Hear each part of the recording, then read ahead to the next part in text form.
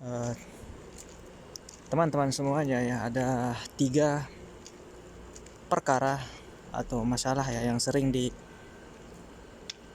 pahami oleh kebanyakan orang sebenarnya. Yang pertama, bahwa saat dia pergi ke kubur atau ziarah kubur, kemudian dia meminta kepada isi kubur tersebut atau kepada si mayit, dia meminta kepadanya, dia memohon di sana. Itu yang pertama. Yang kedua, memang dia meminta ya kepada isi kubur tersebut supaya didoakan ya. Jadi dia jadikan dia sebagai wasilah ya, supaya dimohonkan, didoakan kepada Allah Subhanahu wa taala. Kemudian yang ketiga adalah dia mengira bahwa berdoa di sisi kuburan itu bisa mustajab begitu. Bisa mustajab, doanya dikabulkan dengan cepat oleh Allah Subhanahu wa taala. Memang ini kalau kita baca-baca banyak kejadian ataupun pengalaman yang dialami oleh mungkin beberapa orang terdahulu, kemudian dicantumkan di dalam kitab-kitab ya, kemudian sebagai riwayat, sehingga banyak juga orang yang mengambilnya kemudian dijadikan sebagai dalil ya. Pertama, bahwa apa yang mereka lakukan itu adalah hanya sekedar pengalaman mereka, itu bukan dalil ya. Itu hanya sekedar pengalaman mereka.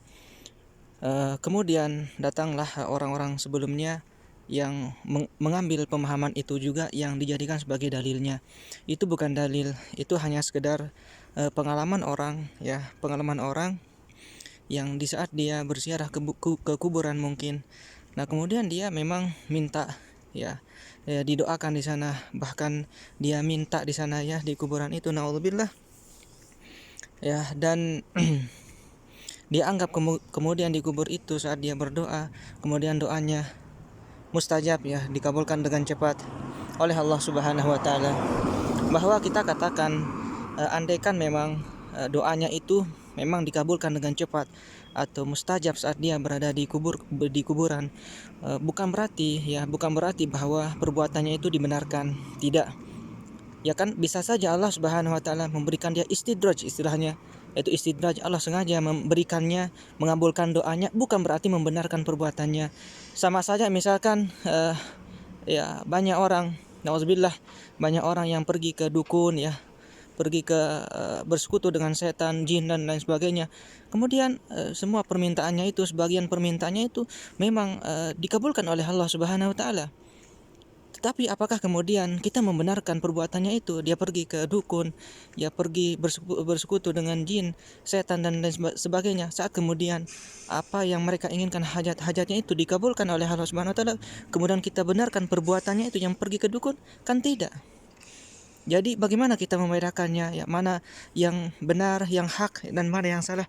Tentunya semuanya itu dituntun dengan ajaran Islam, yaitu dituntun dengan Al-Quran, dituntun dengan hadis ya, dituntun dengan agama kita. Wallahu subhanahu wa ta'ala alam bisawab.